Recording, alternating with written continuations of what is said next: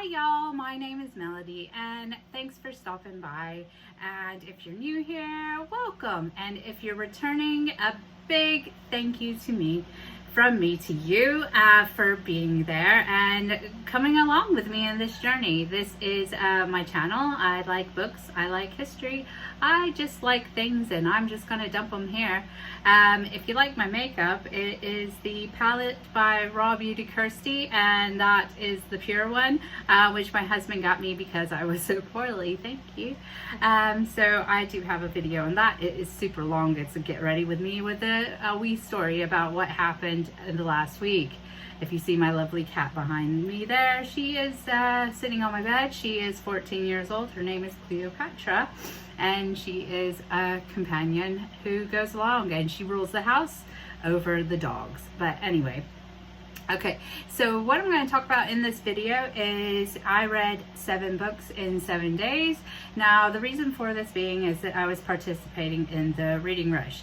During the reading rush, however, I was in hospital. I had a major operation, and I was unaware of the controversy until I came out of the hospital on the Wednesday. I would like to say that I do not support their actions. The apology is not mine to accept. However, I don't know if I will participate next year because of what went on this year, and I may look for other reading challenges. So we're just going to talk about the books that I've read. I say reading loosely because I was on morphine and painkillers, other painkillers, and so I couldn't actually focus my eyeballs. So a lot of these books were done on Audible because I had to download them on Audible so that I could finish them. Okay, so I'm going to read the synopsis, give you my thoughts, and tell you what I rated the books. So the first of the 7 books that I read was the first day, well, that I started. Let's go with the ones that I read first. I'll do what I finished, and then we'll go with them in order that I finished. Okay. So the first one that I was able to finish was To Be Continued by James Robertson, who is a Scottish author. Now I will read the synopsis from Goodreads and I'll let you know my thoughts. So it's a Madcap Highland adventure from Booker long-listed author of And the Land Laid Still and The Testament of Gideon Mac. That one is a really good book. I love that one. So it goes. Douglas Feinhorn Elder is in a sorry state. He's just turned 50, split up from his girlfriend, and been pushed out of his job in an ailing national newspaper. On the night of his birthday, he makes an unexpected new friend, a talking toad. So begins a wild goose chase that will lead Douglas out of his cozy house in Edinburgh and across the country, all the way to the crumbling Glentargar house in the distant West Highlands. Awaiting him along the journey are a semi-criminal hearse driver, a 100-year-old political firebrand grandmother, a split-personality alcoholic teetotaler, an elaborate whiskey smuggling conspiracy, a mysterious woman with a rather enchanting Greek nose, and maybe even a shot at redemption. In this gloriously surreal James Robertson proves once and for all that the important things in life, friendship, romance, and a very fine malt whiskey come to you when you least expect them. So I finished this book and I gave it a 3.8 out of 5. I thought it was a really good read, but however, the beginning is really slow. It doesn't actually get to a point where it's like, oh, I just want to keep on going, until you get about a third of the way through, and that's when the narrative sort of picks up and the story gets going. So it was actually a really good book. The talking toad bit was a bit odd. I thought maybe he's having this like thing going on in his head. However, it's not like that. But I would definitely say if you want a good easy read, this is a good one for you to read. James Robertson is a good writer. I have actually met him before. And the Testament of Gideon Mac is actually brilliant. It's where this priest talks to the devil, which it ends up being a awesome book, that one. But I like this book. It's not like the best favoriteest book, but it is actually a really good book. Once it gets going, then you're drawn into what's actually going on with these characters, because the same guy just like keeps turning up in different places, and he's like, no, that's not my name, and this sort of thing. And it's like, what is actually going on? So you want to keep on going. Once you get to the point where he goes to the Highlands, it's just a case where you just keep on wanting to read to find out what is actually happening here, because it's just so odd and weird. But I did enjoy that book. It was a good read, and I did like that. So 3.8 out of 5. Remember, I am saving 5 for the best things ever. And if I don't have 5 for the best things ever, then that's not the case. So the next one I finished was The First Days. It's part of the As the World Dies series by Rhiannon Frater. Let me just bring this up here. 2 seconds. So I'll read the synopsis for this. So, okay. Katie is driving to work one beautiful day when a dead man jumps into her car and tries to eat her. That same morning, Jenny opens the bedroom door to find her husband devouring their toddler son. Fate's put Jenny and Katie, total strangers, together in a pickup fleeing the suddenly zombie-filled streets of the Texas city where they live. Before the sun has set, they have become more than just friends and allies. They are bonded as tightly as any two people who could have been at war together. During their cross-Texas odyssey to find and rescue Jenny's eldest son, Jenny discovers the joy of watching a zombie's head explode when she shoots its brains out. Katie learns that she's a terrific tactician and a pretty good shot. A chance encounter puts them on the road to an isolated, fortified town besieged by zombies where fewer than 100 people cling to the shreds of civilization. It looks like the end of the world, but Katie and Jenny and many others will do whatever they have to do to stay alive. Run, fight, pick up each other when they stumble, fall in love. Anything is possible at the end of the world. Now I give this as a 4 out of 5. I really enjoyed this book. It starts out and it's just go, go, go. It like picks up. It's like so suspenseful. You just keep on. You're like, what happens next? What happens next? I really, really enjoyed this book. I do have the other 2 to do, and I believe there's a 4th one coming out on the 11th of August. It's coming out. I've put that on my Goodreads as well because I want to do it. But I really like this, and I think it's an enjoyable first book to a zombie series, and I just want to continue it, and then I'll rate the series as a whole, as how much I like the whole entire series or that sort of thing. I used to really was into The Walking Dead before I think series 6, and I think series 6 just was so slow and I just didn't enjoy it after that, so I stopped watching it. But I really enjoyed zombie apocalypse type things before then. So that is book 2. Okay, so let's see. So book 3 that we finished was How to Be Champion by Sarah Milliken. And this is, let's just read the Goodreads again. Part autobiography, part self-help, part confession, part celebration of being a commoner or garden woman, part collection of synonyms for nunny. Sarah Milliken's debut book delves into her super normal life with daft stories, funny tales, and proper advice on how to get past life blips, like being good at school but not good at friends, the excitement of IBS, and how to blossom post-divorce. If you've ever worn glasses at the age of 6, worn an off-the-shoulder gown with no confidence, been contacted by an old-school bully, lived in your childhood bedroom in your 30s, been gloriously dumped in a Frankie and Benny's, cried so much you felt great, been for a romantic walk with a dog, worn leggings 2 days in a row even though they smelt of weed from a distance, then this is your book. If you haven't done those things but you wish you had, this is your book. If you just want to laugh on a train, sofa, toilet, under your desk at work, this is your book. So I rated this at 3.5 out of 5. It was enjoyable. It was an easy read. It was actually did make me laugh at bits on there, and I put on my Instagram that made me laugh even though in hospital hooked to an IV. So there's my rating for that one. So it made me laugh even though I was hooked to a hospital with IV. So there you go. If you know who Sarah Milliken is, I'm sure you would enjoy this book. I think she does have others. However, that's the one that I had read for this. Now, the next one, we're just moving right along here, and hopefully the dog won't start yapping again, is Am I Ugly by Michelle Ellman.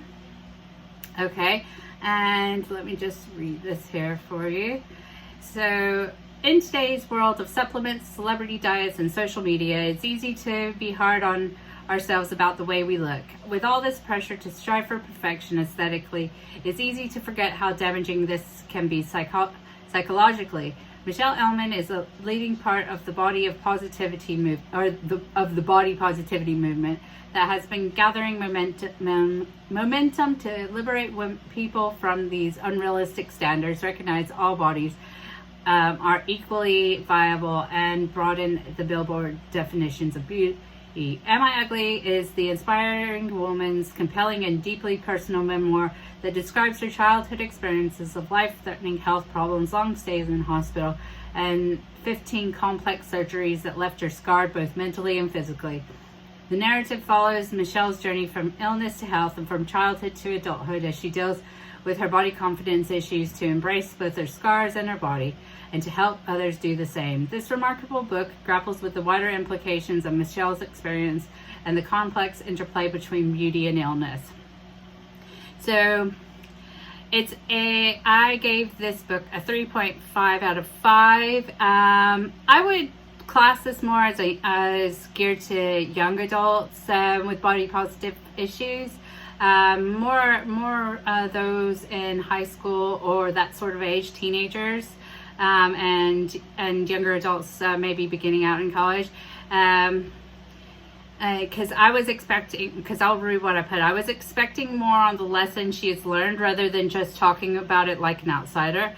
It was nice, but not something that I couldn't put down.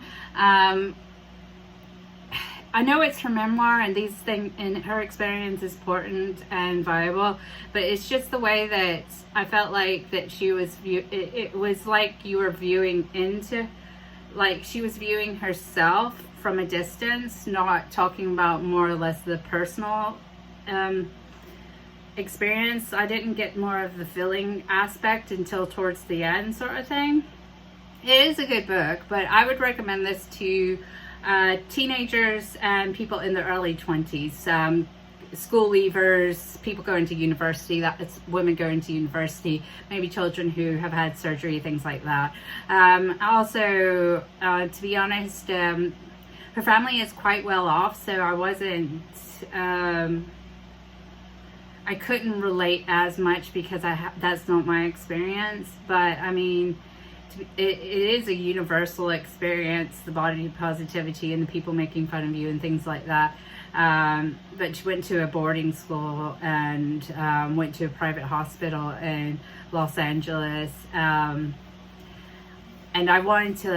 what I really wanted to know is more about what lessons she learned and sort of how she grew as a person out of all these experiences, sort of thing. And I don't feel like I got that as much from this book. This book was just basically telling what actually happened, sort of thing.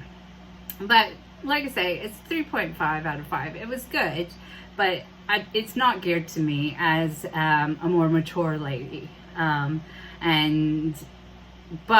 like I said, would recommend for teenagers, young adults. Okay, so that one done. Let's have a look at the next one, because we're putting all of this in one video. Hope it's not too long. Oh, I remember this. Okay, So the next one is The Man Who Played with Fire, Stieg Larsen's Lost Files and the Hunt for an Assassin by Jan Stoklassa. So, 2 secs.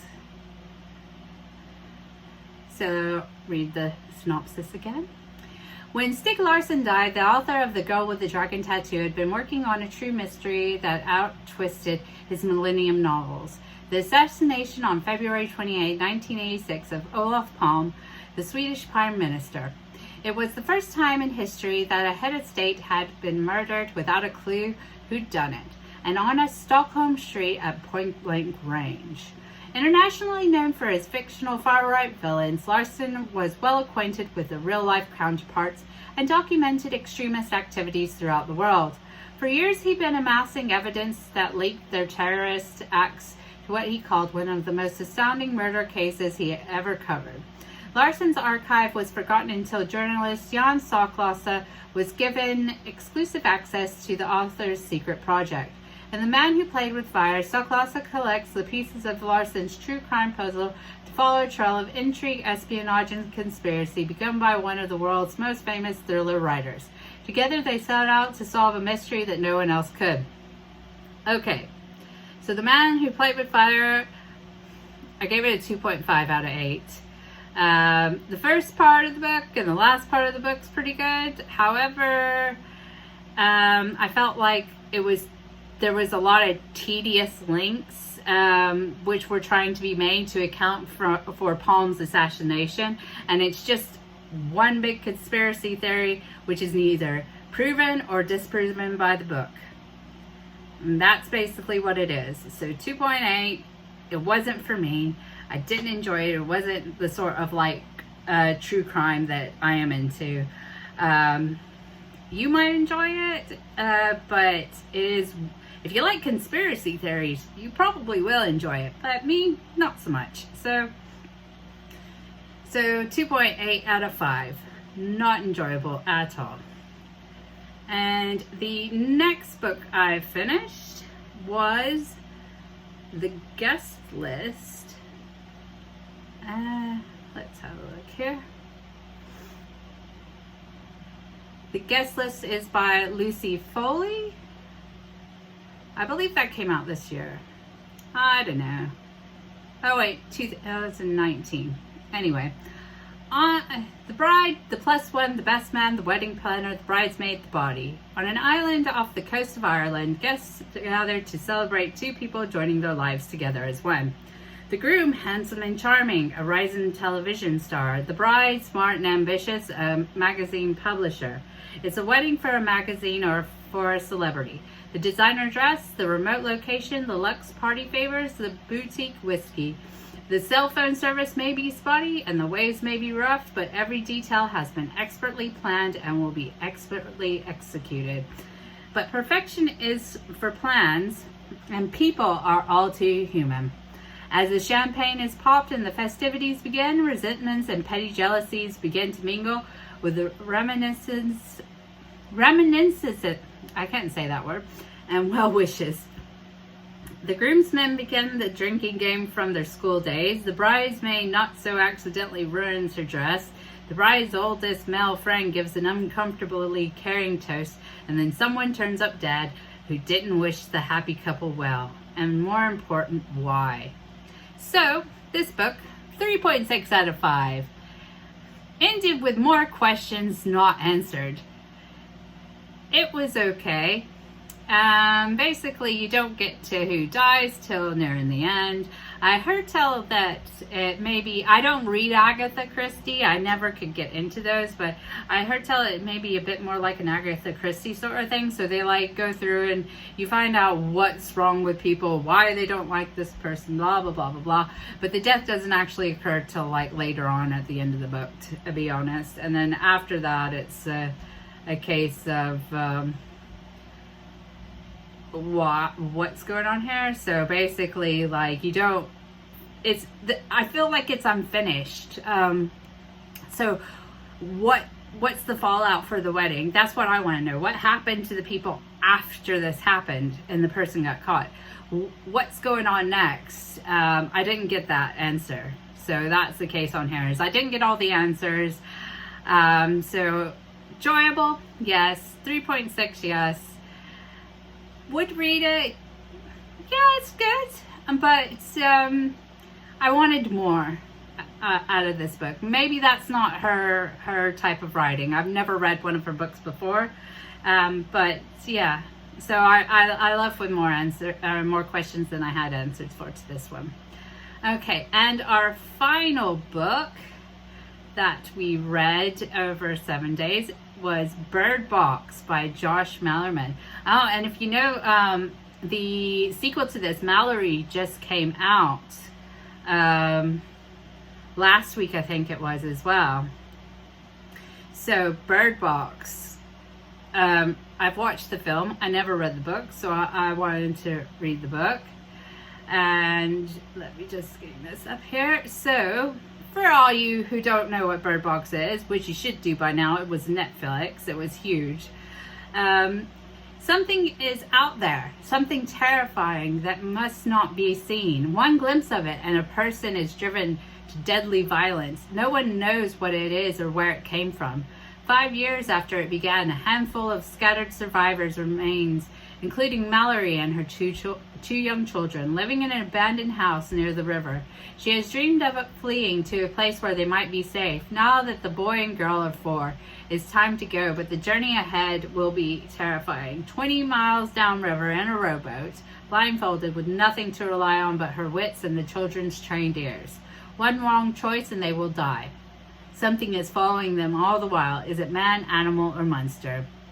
Interweaving the past and the present, Bird Box is a snapshot of a world unraveled that will have you racing for the final page. 5 out of 5, this book. Better than the movie. The movie does follow it pretty well. However, there's a few differences on the book than the movie. But because of the way it's told in the book, my head was a bit different with it. It was just crazy. Like I said, there are differences from the book to the movie, but I thought that the book was better than the movie. I would highly recommend this book. So that was my 7 books in 7 days while I was in the hospital. I hope you enjoyed this, and I hope you got some recommendations that you can go and read as well. And we end on a high note there. Like I said, if you like me, you like this channel, please do subscribe, hit the like button, leave me some comments down below. I do love a reading recommendation. I think I've pretty much finished all the books that I have downloaded. However, I need to go through my TBR because I still have, let's check this, 32 on my want to read list. So I need to get through all those, and then maybe we can add some new ones. But at the moment, yeah, those are the lists. Please do join me again on another book review or whatever I have going on here.